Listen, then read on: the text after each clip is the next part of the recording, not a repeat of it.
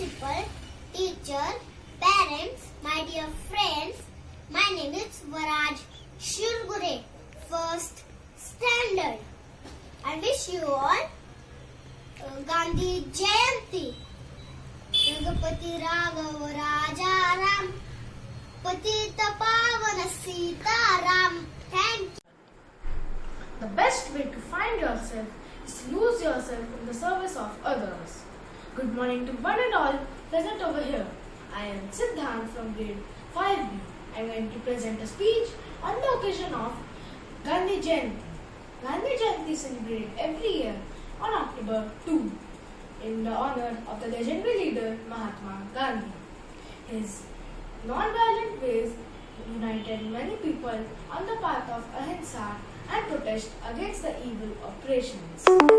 October 2 has been announced as a national holiday, but people celebrate it by participating in functions. School and educational institutes celebrate it by writing essays, art, poetry and interesting facts. So here I bring some interesting facts for you. There are total 53 major roads and 40 abroad named after Gandhiji. Gandhiji walked 18 km a day throughout his life, which is equal to walking around the world twice. Although Gandhiji travelled all around the world, he never travelled by an aeroplane. In 1921, seeing the poverty in Madurai, he gave clothes to the poor people and started wearing only dhoti. Although Gandhiji got nominated for Nobel Peace Prize 5 times, but he did not get any.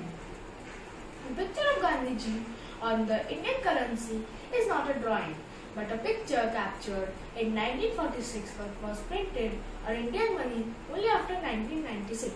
Thank you.